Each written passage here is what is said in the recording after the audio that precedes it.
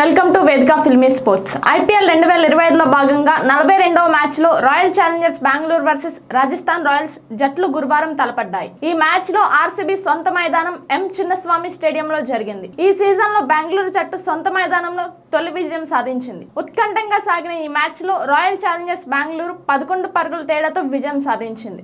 మొదట బ్యాటింగ్ చేసిన విరాట్ కోహ్లీ ఆర్సీబీ తరపున అద్భుతంగా బ్యాటింగ్ చేసి 42 బంతుల్లో 70 పరుగులు చేశాడు. తన ఇన్నింగ్స్ లో కింగ్ కోహ్లీ 8 4లు 2 సిక్సర్లు బాదాడు. ఐపీఎల్ 2025లో కోహ్లీ బ్యాట్ నుంచి ఇది 5వ హాఫ్ సెంచరీ ఇన్నింగ్స్ గా ఆడాడు. ఈ ఇన్నింగ్స్ లో కోహ్లీ అనేక భారీ రికార్డులను కూడా సృష్టించాడు.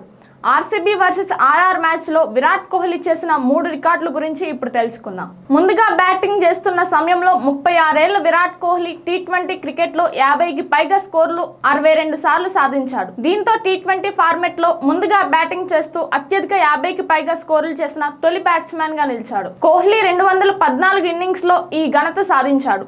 అంతకుముందు ఈ రికార్డ్ పాకిస్తాన్ లెజెండ్ బాబర్ అజాం పేరిట నమోదైంది. బాబర్ 159 ఇన్నింగ్స్ లో 61 సార్లు 50కి పైగా స్కోర్లు చేశాడు. ఈ అద్భుతమైన ఇన్నింగ్స్ సహాయంతో విరాట్ కోహ్లీ ఇప్పుడు టీ20 ఫార్మెట్ లో అత్యధిక సార్లు 50+ స్కోర్లు చేసిన రెండవ బ్యాట్స్మెన్ గా నిలిచాడు. వెస్టిండీస్ మాజీ గ్రేట్ బ్యాట్స్మెన్ క్రిస్ గేల్ ను కోహ్లీ అధిగమించాడు. కోహ్లీ 111 సార్లు 50+ స్కోర్లు సాధించాడు. కాగా గేల్ ఈ ఘనతను 110 సార్లు చేశాడు. విరాట్ కోహ్లీ ఆధిపత్యం వన్డేలు టెస్టుల్లోనే కాదు టీ20 క్రికెట్ లో కూడా ఉంది.